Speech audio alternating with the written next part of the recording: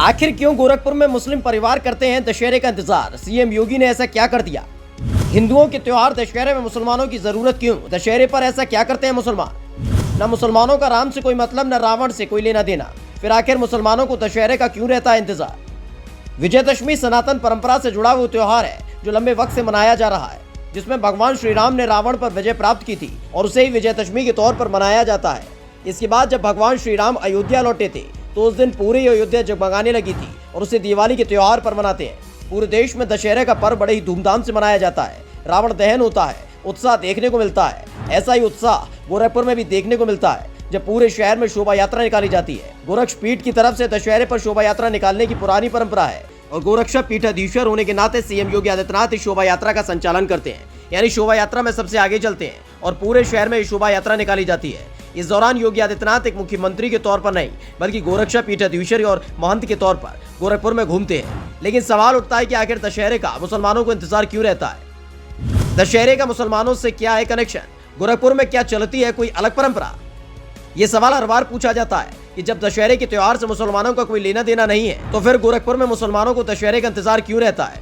दशहरे के दिन शाम को योगी आदित्यनाथ गोरखनाथ मंदिर से चलकर मानसरोवर मंदिर में महादेव की पूजा करके रामलीला मैदान पहुंचते हैं। परंपरा के मुताबिक गोरक्षा पीठाधीश्वर सभी भक्तों को आशीर्वाद देते हैं। इसके अलावा भोज का इंतजाम भी होता है जिसमें अमीर गरीब या फिर धर्म के आधार पर कोई भेदभाव नहीं होता और हर कोई इसमें शामिल होता है। स्थानीय लोगों का मानना है कि हिंदुओं की तादाद क्षेत्र में ज्यादा होने के बावजूद भी यहाँ के लोग इंसानों को धर्म की तराजू पे नहीं तोलते। गोरखनाथ मंदिर में अल्पसंख्यक समुदाय यानी कि मुस्लिम समाज के ऐसे कई दुकानदार हैं जो यहाँ से अपनी रोजी रोटी कमाते हैं। विजयदशमी शोभा यात्रा का इंतजार करने वाले लोगों में सबसे ज्यादा जोश अल्पसंख्यक समुदाय यानी कि मुस्लिम समाज के लोगों में दिखता है, खासकर कि जो गोरखनाथ मंदिर के पास फूल माला लेकर गोरक्षा पीठाधीश्वर के स्वागत के लिए खड़े रहते हैं। यहाँ हर साल भव्य नजारा देखने के साथ ही लोगों को भारत की एकता का संदेश भी मिलता है।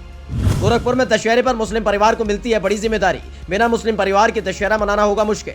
यूं तो योगी आदित्यनाथ के भाषणों को सुनने वाले हमेशा उनको मुस्लिम विरोधी मानते हैं, लेकिन गोरखपुर जाने वाले या वहां रहने वाले जानते हैं कि योगी आदित्यनाथ कट्टर हिंदू जरूर है लेकिन मुस्लिम विरोधी बिल्कुल नहीं है। क्योंकि गोरखपुर में जब योगी आदित्यनाथ शोभा यात्रा लेकर रामलीला मैदान पहुंचते हैं तो वहाँ रावण दहन की तैयारी हो चुकी होती है। मैदान के बीचों बीच रावण का पुतला खड़ा होता है और उस पुतले से मुसलमानों का पुराना नाता है, क्योंकि रावण का पुतला मुस्लिम परिवार बनाता है। बेनीगंज में ही समीउल्लाह का घर है। समीउल्लाह का रामलीला के दौरान जलाए जाने वाले रावण का पुतला बनाने का पुश्तैनी कारोबार है।